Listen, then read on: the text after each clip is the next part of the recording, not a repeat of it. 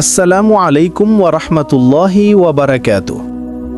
ভাই ও বোনেরা, আজ আমি আপনাদের শোনাব এমন একটি গল্প, এমন একজন যুবকের কাহিনী যার জীবন পাপের অন্ধকারে হারিয়ে গিয়েছিল, কিন্তু শেষমেশ সে খুঁজে পেয়েছিল তওবার আলো, যা তার জীবন শুধু বদলায়নি, বরং অশ্রুর সাগরে তাকে ডুবিয়ে দিয়েছিল।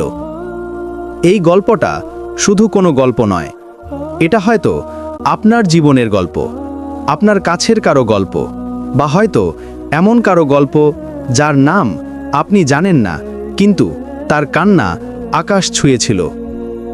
বাংলাদেশের উত্তর দিকের এক ছোট নীরব গ্রাম, নদীর ধারে কাশ বনের পাশে। বৃষ্টির পানি পড়লে কাঁচা রাস্তা কাদায় ভরে যেত। সেই গ্রামেই থাকত 25 বছর বয়সী এক যুবক, রাশেদ। রাশেদ জন্মগতভাবে খারাপ ছিল না। ছোটবেলায় সে খুব শান্ত ছিল, মসজিদের পাশে দৌড়াদৌড়ি করত, বয়সে ছোটে অজু করে নামাজ পড়ত। কিন্তু বড় হতে হতে চারপাশের খারাপ পরিবেশ, বন্ধুদের প্রভাব এবং দুনিয়ার ঝলমলে প্রলোভন তাকে ধীরে ধীরে দূরে নিয়ে গেল আল্লাহর পথ থেকে। একসময় রাশেদ এমন হয়ে গেল যে মসজিদে যাওয়া বন্ধ, নামাজ নেই, রাত জাগা নেশা, হারাম আড্ডা, পাপের দিকে মন, মা বাবার কথা অমান্য, নিজের জীবনের দিশা হারানো। রাশেদের মনে সবসময় একটা কথা বাজত, আমার আর ফেরার পথ নেই, আমি অনেক দূরে চলে গেছি। রাশেদের মা আয়েশা বেগম একজন সাধারণ গ্রামীণ মা, চোখে সাদা চশমা, মাথায় ওড়না, হাঁটতে হাঁটতে হাঁপিয়ে যায়, কিন্তু ছেলের জন্য দোয়া করা কখনো বন্ধ করেনি। প্রতিদিন রাতে সে 2 রাকাত নফল নামাজ পড়ে, সিজদায় মাথা রেখে বলতো, আল্লাহ, আমার ছেলেটাকে ফিরিয়ে দিন, আমি হারাতে চাই না ওকে। তার চোখের পানি তসবির মতো ঝরত। একদিন গভীর রাতে সে ঘরের দরজার ফাঁক দিয়ে ছেলের আড্ডার হাসির শব্দ শুনল। তার বুকটা হু হু করে উঠল, চোখে পানি জমে গেল। সে সিজদায় পড়ে শুধু একটা কথা বলল, ইয়া রব, তওবার পথ যদি কঠিনও হয়, তবু আমার ছেলেকে আপনি ফিরিয়ে নিন। আপনি ফেরাইতে পারলে কেউ ফেরাইতে পারে না। এক রাতে রাশেদ আড্ডা শেষে ক্লান্ত হয়ে ঘরে ফিরছিল। আধো আধার রাস্তা, চারদিকে ঝিঝি পোকার শব্দ। হঠাৎ দূরে মসজিদ থেকে ভেসে আসলো ফজরের আজান। হাইয়া আলাস সালাহ।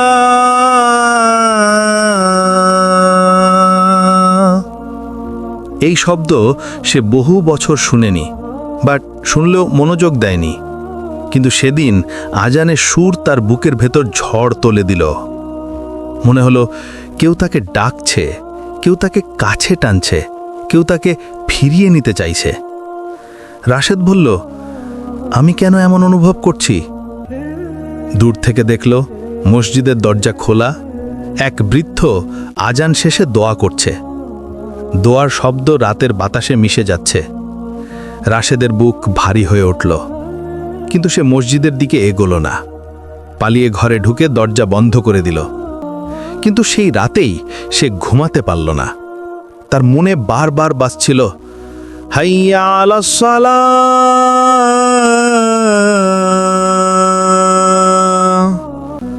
হাইয়া আলাল ফালাহ।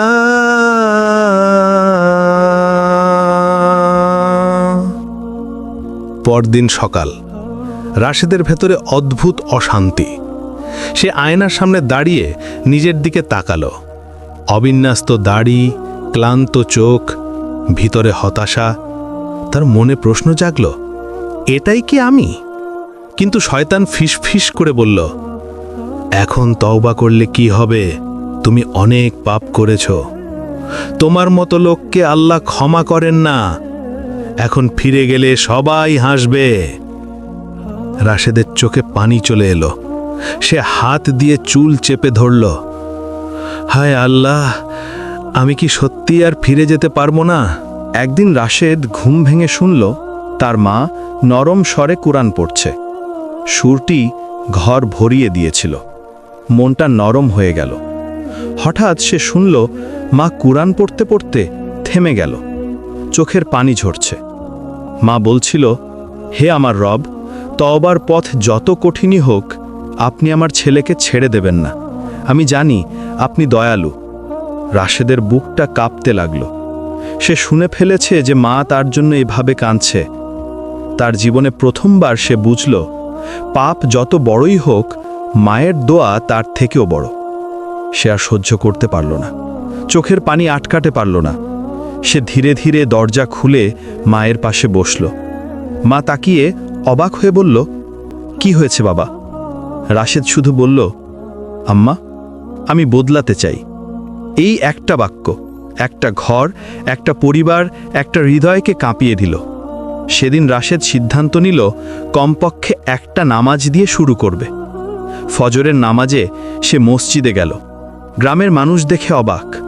মসজিদের ইমাম তাকিয়ে নরম স্বরে বললেন, তুমি এসেছ? আলহামদুলিল্লাহ। রাশেদ নামাজে দাঁড়ালো। তার বুক কাঁপছিল। সিজদায় মাথা রাখতেই তার চোখ বেয়ে পানি ঝরতে লাগল। সে বলল, আল্লাহ, আমি আপনাকে ভুলে গিয়েছিলাম। আপনি আমাকে ভুলে যাননি। আমাকে ক্ষমা করে দিন। কিন্তু তওবার পথ কখনো সহজ নয়। সেদিন নামাজ শেষে তার পুরনো বন্ধুরা হাসল। কিরে, দাড়ি রাখবি নাকি? মসজিদে মানুষ হয়ে গেলি? নাটক করিস নাকি? হয়তো এটাই তার প্রথম পরীক্ষা ছিল। রাশেদ হাসল না, রাগও করল না। চুপচাপ মসজিদ থেকে বেরিয়ে গেল। তার মনে শুধু একটা কথা, যারা হাসছে একদিন তারাও বুঝবে। তওবা করার প্রথম সপ্তাহেই শয়তান তার উপর ঝাঁপিয়ে পড়ল। নামাজে মন বসছিল না। রাতের আড্ডার কথা মনে পড়ছিল। পুরনো পাপ তার মনে ছবি আঁকছিল। খারাপ বন্ধু বারবার ফোন দিচ্ছিল। রাশেদ ভাবছিল সে পারবে না। এক রাতে শয়তান তার কানে বলল, তুই কখনো বদলাতে পারবি না। রাশেদ বিছানায় বসে কাঁদতে লাগল। হায় আল্লাহ, আপনার পথে আসা কত কঠিন। আমি কি পারবো? ওদিকে তার মা দরজার পাশে দাঁড়িয়ে কান্না শুনছিল। সে মনে মনে বলল, যে আন্তরিকভাবে ফিরে আসতে চায়, আল্লাহ তাকে কখনো ফেলেন না। একদিন গ্রামের এক বুড়ো মানুষ মারা গেল। রাশেদ বহু বছর পর প্রথমবার জানাজায় গেল। জানাজা শেষে সে দেখল এক লম্বা সাদা কাপড়ের মধ্যে এক নিথর মানুষ। গতকাল যে মানুষ হাসছিল, হাঁটছিল, আজ সে নিশ্চুপ। রাশেদ নিজের মনে বলল, আমাকেও একদিন এমন কাপড়ে মুড়ে মাটিতে শুইয়ে দেবে। তার পা কাঁপতে লাগলো, শরীর ঠান্ডা হয়ে গেল। সেদিন রাতে সে ঠিক করল, আমি আর পাপের জীবনে ফিরব না।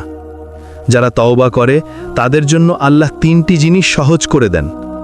1, গুনাহ থেকে দূরে থাকার শক্তি। 2, দোয়ায় মন বসা। 3, নামাজে অশ্রু ঝরা। রাশেদের জীবনেও এই 3টি ধীরে ধীরে দেখা দিল। সে নামাজে দাঁড়ালে কাঁদত, কুরআনের আয়াত শুনলে বুক কাঁপাত, রাতের নীরবতায় সে দোয়া করত, আল্লাহ, আমাকে হিদায়াত দিন, আমার তওবা কবুল করুন। অন্যদিকে তার মায়ের দোয়া আরও গভীর হল। মাসের পর মাস কেটে গেল। রাশেদ এখন নিয়মিত নামাজি, মসজিদের খেদমত করে, হারাম আড্ডা ছেড়ে দিয়েছে, বাড়িতে মায়ের হাত ধরে, নিজের বুকে নূরের আলো অনুভব করছে। একদিন গ্রামের ইমাম বললেন, তোমাকে দেখে মনে হচ্ছে আল্লাহ তোমার তওবা কবুল করছেন।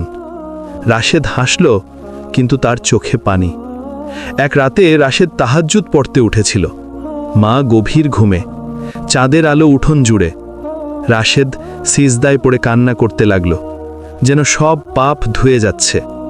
সে বলল, ইয়া রব, তওবার পথ সত্যিই কঠিন ছিল, কিন্তু আপনি আমার হাত ধরে রেখেছিলেন। আপনি না চাইলে আমি ফেরত আসতে পারতাম না। হঠাৎ তার মা জেগে গেল।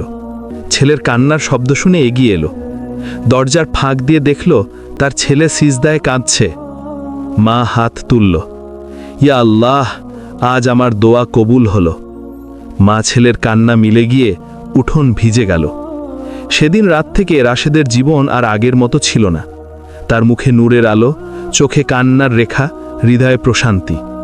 রাশেদ এখন গ্রামের তরুণদের ডেকে বলে, ভাই, তওবার পথ কঠিন, খুব কঠিন, কিন্তু আল্লাহ খুব নরম। তুমি 1 কদম এগোলে তিনি 10 কদম এগিয়ে আসেন। হে পাঠক, হে আমার ভাই, হে আমার বোন, হয়তো তুমি এই গল্পটি শুনছ নিজের জন্য। হয়তো তুমিও পাপের কারণে দূরে আছো। হয়তো তোমারও মনে হচ্ছে আমি আর ফেরার যোগ্য নই। শোনো, আল্লাহর কাছে ফিরতে কখনো দেরি হয় না। তওবার পথ কঠিন হলেও আল্লাহর দরজা সবসময় খোলা। তোমাকে শুধু একটা সিদ্ধান্ত নিতে হবে। আমি ফিরে আসব।